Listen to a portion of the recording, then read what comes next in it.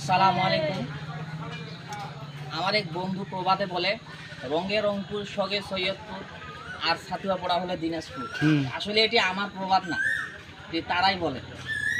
আসলে আপনারা দেখুন, ঠাকুরগাঁর মতো একটি জেলা, ছোট্ট একটি জেলা, সেখানে হেলিপ্যাড রয়েছে।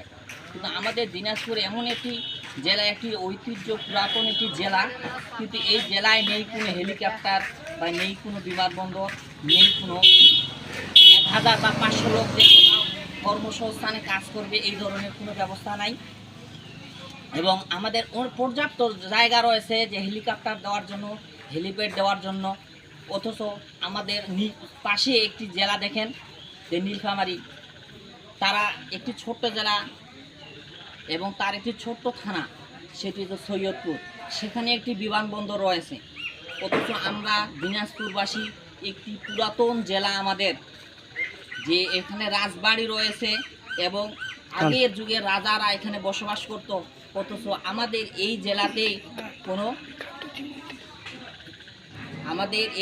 কোনো দেখা যায় কোনো বিমানবন্দর নাই। কান্তজি মন্দির আমাদের এখানে সবচেয়ে বড় জিনিস হলো যে এই কারল থানার মধ্যে অবস্থিত কান্তজি মন্দির, তারপর রাজবাড়ি, তারপর সুবসাগর, মাতাসাগর, বিভিন্ন ধরনের পর্যটন জায়গা রয়েছে। আমরা সরকারের কাছে এবং প্রধান উপদেষ্টার কাছে আমরা দাবি জানাই যে অবশ্যই যাতে আমাদের এই দিনাজপুরে একটা এয়ারপোর্ট বানানো হয় এবং 1000 লোকের বা তার চেয়ে বেশি লোকের একটি কর্মসংস্থানের জন্য শিল্প কারখানা বানানো হয়। এবং আমাদের যে সেই রামডুবির পাশে টেক্সটাইলে পড়ে আছে যে সেই টেক্সটাইল মিল, এই টেক্সটাইল মিলে আমরা এটি পুনরুদ্ধার চালু করার জন্য আমরা সরকারের কাছে জোর দাবি জানাই। এবং আমাদের দিনাজপুরবাসী যাতে সুচ্ছন্দে বসবাস করতে পারে।